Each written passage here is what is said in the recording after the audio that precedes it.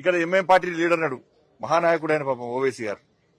ఆయన మహిళ మీద అత్యాచారం జరిగింది, మహిళను హత్య చేసే ప్రయత్నం చేసినారు, మహిళ బాగుందా బాగలేదా బాగుండాలని కోరుకుంటాడేనే. జరిగిందో జరగలేదో అంటున్నారు.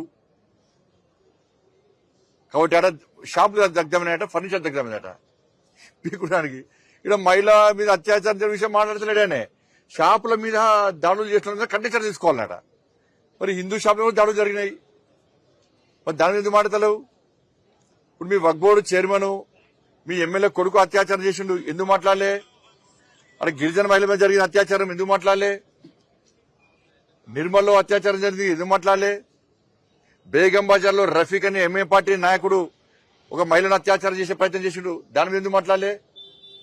వీటిని ఎందుకు మాట్లాడలే? వీటిని ఎందుకు స్పందించాడు? మీకు కావాల్సిన ప్రాపర్టీస్ కావాలి. నీ ఏరియాలో ఉంటుంది హాస్పిటల్, గాంధీ హాస్పిటల్. ఇక్కడ హైదరాబాద్ లో ఒక పేషెంట్, ఒక మహిళ, ఆదివాసీ మహిళ, మీ వర్గానికి సంబంధించిన ఒక మూర్ఖుడు అత్యాచార యత్నం చేస్తే, హత్య చేసే ప్రయత్నం చేస్తే కనీసం ఇంగిత జ్ఞానం లేదు, నీకు మానవత్వం లేదు. వచ్చి చూసిపోదామని చెప్పి ఇంగిత జ్ఞానం అక్కర్లేదు నీకు. ఇవాళ నువ్వు ప్రాపర్టీస్ గురించి మాట్లాడతావు. నీ ప్రాపర్టీస్, మనుషుల ప్రాణాలు ముఖ్యం కాదు, మీ వాళ్ళ ప్రాపర్టీస్ ముఖ్యం. కాబట్టి వాని మీద, వారిని సహకరించే వ్యక్తుల మీద కఠిన చర్యలు తీసుకోవాలి. ఎంఐఎం పార్టీ నాయకుడు ఇప్పటికైనా బుద్ధి మార్చుకోవాలి, మానవత్వంతో వ్యవహరించాలి, రాక్షసంగా వ్యవహరించద్దు. నీకు ఇంతవరకు మీ పార్టీ నాయకులు, మీ వాళ్ళు చేసిన అత్యాచారాల మీద మాట్లాడు. ఫస్ట్ వచ్చి ఒక్కసారి వచ్చి ఆ మహిళను చూసిపో. నీకు మానవత్వం ఉంటే నీకు టీవీలు, సోఫాలు, కార్లు, ఇండ్లు ముఖ్యం, మనుషుల ప్రాణాలు ముఖ్యం కాదు. రాక్షసులు కదా మీరు. మీ పార్టీ అటువంటి పార్టీ మీది.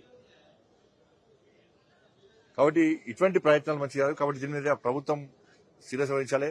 ఏ పార్టీ స్పందించదు, అక్కడక్కడ ఎవరొకరు చిన్న చిన్నగా స్పందిస్తారు, స్పందించాలని స్పందిస్తారు.